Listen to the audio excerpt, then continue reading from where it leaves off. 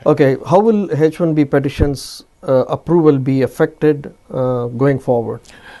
I don't see any major No difference. impact? No major impact. Okay. Only impact is basically is that if the petitioner is lethargic and doesn't provide proper clarity information, still after all this evidence, all this clarity has been given, if they don't provide the documents clearly stating the requirements and clearly stating the job durations and clearly establishing the contractual relationships, then you'll have a problem. Okay.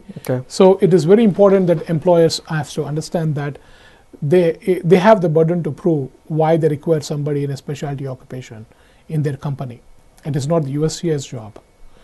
It is the one who's petitioning or one who's applying a benefit with the USCIS has a responsibility to prove that they have a requirement for that benefit.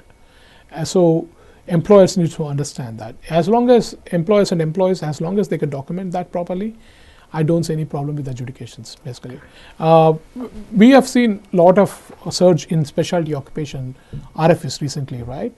And the reason I think why we've seen those surges basically is these documents are not detailing properly the requirements of specialty occupation. Correct. And they're unable to understand how the position qualifies as a specialty occupation because they're looking into the generic guidelines given by the Department of Labor in job zones, basically, and in the Occupation Outlook Handbook, right, which talks about each and every position.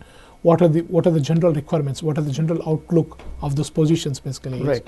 And what are the general educational requirements for those positions are? What is the training levels and education levels required for those positions are?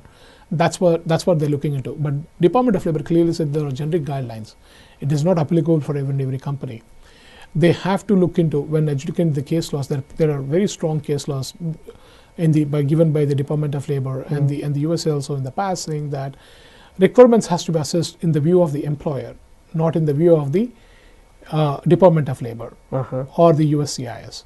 But we are seeing the policy shifting a lot with the USCIS these days, where they're looking into the eyes of the Department of Labor to deny the H-1B petitions. That's correct. And why it is basically, I do not know why it is. We are seeing this after new government came into the power a lot. Okay.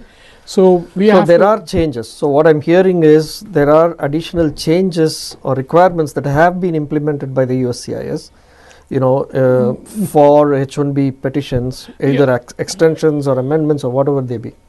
Yes, there are changes basically because they're making sure that you provide with more clarity of why the position qualifies as a specialty occupation, and for those positions which you're offering, why do you need a bachelor's degree at a minimum? Okay.